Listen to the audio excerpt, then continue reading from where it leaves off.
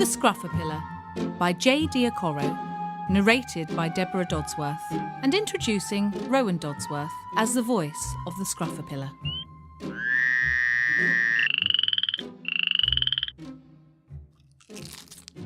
The Scruffapillar was greedy. His body was hairy and wide. He ate every leaf he could possibly find. He made them all fit inside. His mouth was never empty, full of things that were only half chewed, and he chomped and crunched and dribbled and burped as he crawled around looking for food. His eating was soon noticed by the forest animals too.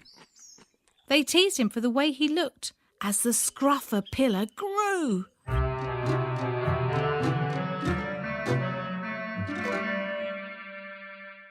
Poor Scruffapillar, laughed the frog. You cannot jump high like me. You crawl around on your belly because your legs are as short as can be. But this is not that story where he flies off into the sky after changing into an absolutely beautiful butterfly. No, this Scruffapillar had things that he wanted to say. I don't hop around to catch slugs like you. My legs are perfect this way.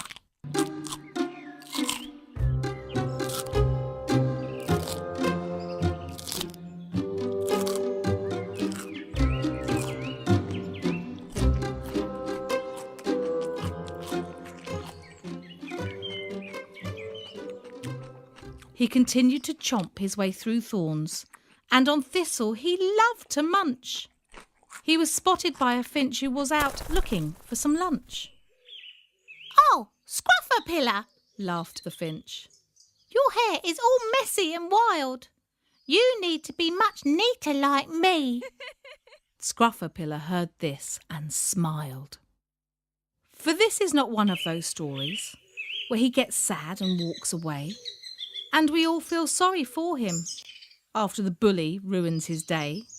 No, this Scruffapillar had advice for the bird, words that were polite and true.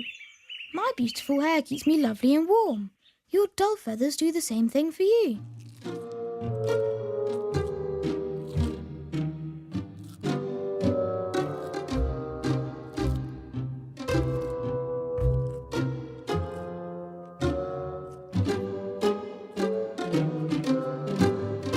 He continued to crunch his way through weeds and even a water lily. He was spotted by an eel who thought that he looked rather silly. You live in the trees with the bees, said the eel. Not here in the water like me. I can swim and splash and dive all day with my eel friends and eel family. But this is not one of those stories where he tries to be liked by the crowd, and when he asks to play with them, they say that he is not allowed. No, this Scruffapillar had some advice for the mean little eel to take. All that I need can be found in those trees, not down here in your very cold lake.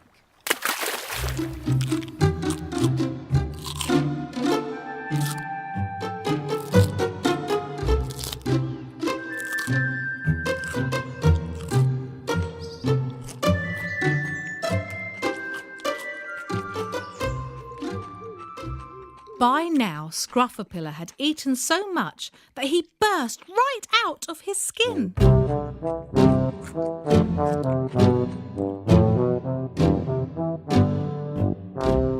Everyone laughed as he wriggled out. It was so embarrassing.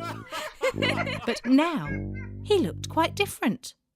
He was bigger and had spots of red. A warning to all who wanted to eat him to eat something else instead. Then, all of a sudden from out of the sky, a sparrowhawk launched an attack.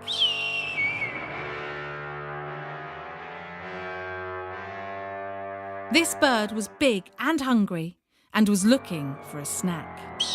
It grabbed them all, the frog, the finch, the Scruffapillar and the eel. "A 4-course dinner, each one of you will be a tasty meal,"